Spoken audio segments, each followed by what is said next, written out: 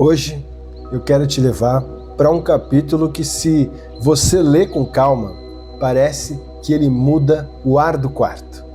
Ele começa simples: céu, terra e água. E quando você percebe, ele está falando da gente, do corpo, do tempo, do sofrimento e dessa sensação silenciosa de eu vivo, mas não sei o porquê. Salve! Eu sou Luiz Rodrigues, estudante do livro Universo em Desencanto. E no vídeo de hoje, a gente entra no capítulo Os Reinos da Bicharada. E eu já adianto, é um capítulo duro, sim, mas ele é duro como um espelho que não quer enfeitar a vida. Ele quer te fazer lembrar. O texto abre assim: céu, terra e água. 3 palavras e parece um pouco, digamos, algo que você ouve depois de encostar o ouvido no próprio mundo. Porque o capítulo chama isso de Os 3 Reinos da Bicharada e diz que essa bicharada vive num vasto e grande dilúvio de fogo. Quando eu leio dilúvio de fogo, eu sempre paro, porque o mundo costuma ser contado apenas como se fosse água, como se fosse uma correnteza. Mas aqui ele fala de fogo e combustão. E aí o capítulo diz que ninguém soube definir o porquê disso. Ninguém soube divulgar por que o mundo é do jeito que ele é. Se você já sentiu aquela pergunta, mesmo que você nunca tenha dito em voz alta, por que a vida é assim? Esse capítulo é para você. Sabe por quê? Porque ele fala que esses 3 reinos se coadjuvam para essa encremação e que todos vivem dentro desse planalto sem saber por que musas vivem nesse mundo solitário, no reinado do fogo. Veja, é uma frase estranha e bonita ao mesmo tempo. E eu leio assim: tem um tipo de vida que a gente vive no automático, como um aventureiro dentro de um cenário, mas que não entende. A gente trabalha, come, ama, briga, resolve muita coisa, se preocupa e por dentro fica aquela lacuna. Qual é o fio de tudo isso? Aí vem uma imagem que eu acho quase física. O sangue nas veias representa o fogo dentro do corpo. Olha isso.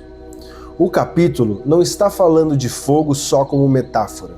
Ele está dizendo: tem fogo no mundo e tem fogo em você. O corpo é esse lugar onde o fogo corre por dentro. E então, ele chama os viventes de filhos do fogo e diz: por isso esse mundo é um mundo de sofrimento. Desde que nascem até a extinção. Tudo pega fogo, tudo se queima e tudo se acaba. Eu sei, essa frase pode assustar, mas aqui eu vou falar como leitor. Eu não leio isso como desespero, eu leio como lucidez, porque a vida no mundo material é mesmo passageira. A gente se apega, a gente se ilude, a gente faz planos como se fosse ficar, e o tempo vai lembrando todo dia que tudo passa. E aí o capítulo faz um movimento que eu gosto muito.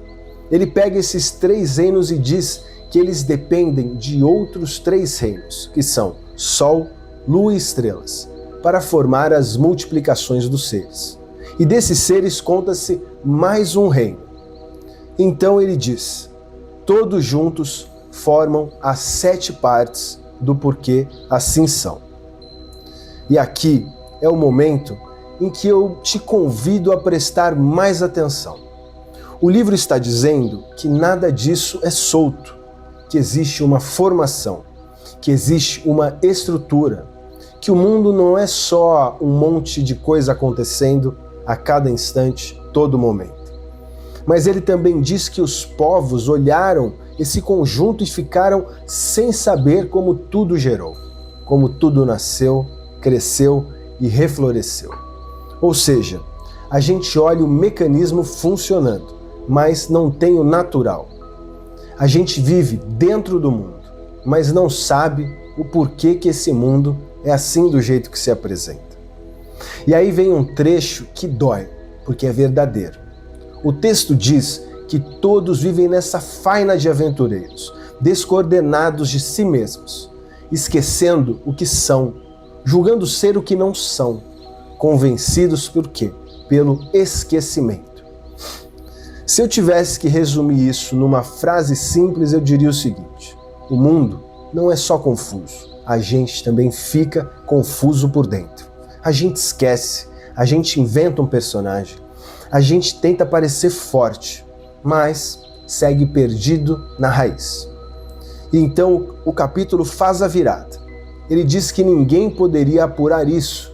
E agora, o racional superior dá a todos a conhecer o princípio e o fim desse mundo. De todos e de tudo, de onde saíram e por que saíram. De onde vieram, como vieram e, sobretudo, para onde vão. Aqui eu vou ser bem direto como leitor que sou. Se você sente que a vida está sem chão, sem eixo, explicação, esse é o tipo do capítulo que o livro esclarece como resposta. Não uma frase motivacional, mas ele traz um mapa completo, inteiro. Ele diz que o mundo se aproxima de fases de decadência, que há teses que, ao invés de trazerem melhorias, trazem tudo de mal a pior, que a ilusão e a aparência atraem, que o vivente vive nesse jogo de desassossegos. De novo, eu não leio isso como um gosto de tragédia ou algo desse tipo. Eu leio como alguém que está olhando o mundo sem maquiagem e dizendo: isso aqui não se resolve só com remendo, olhando para os efeitos. E aí ele afirma que com essa escrituração vem a libertação do jugo amargo por meio da imunização racional. E o capítulo imagina a pergunta que muita gente faz para si mesmo, e talvez você faça: o que é isso? O que é imunização racional? Como é? Como não é? E ele responde de um jeito que para mim é a assinatura do método. Leia do princípio ao fim e saberá de tudo, tintim por tintim. Aqui eu te faço um convite simples, sem pressão.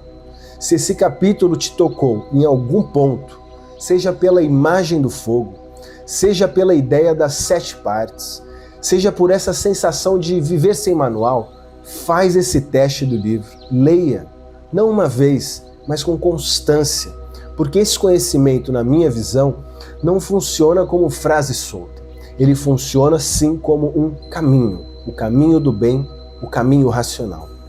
E o capítulo fecha com uma frase que eu acho linda. Ele diz que aos filhos do fogo, que são todos os seres, é preciso lembrar sempre de onde tudo isso surgiu. Para mim, esse é o sentido íntimo do episódio, lembrar. Porque quando a gente lembra, a vida muda de forma. Quando a gente lembra, a gente não idolatra o que é passageiro. Quando a gente lembra, a gente para de viver, digamos, só apagando incêndio. Então, se eu tivesse que resumir esse capítulo numa única frase, eu diria assim: esse mundo é fogo e é passageiro, e o sofrimento cresce quando a gente esquece o porquê. E a leitura é um jeito, é o único jeito de lembrar a origem e a direção de retorno. No próximo vídeo, a gente segue cada vez mais fundo nessa temporada 2 com o mesmo eixo: leitura, método, influência e prática. E vamos falar de astrologia e sobre o fato da imunização racional ter nascido no Brasil, no dia 4 de outubro de 1935. Eu agradeço muito a sua atenção e nos vemos no próximo vídeo. Salve!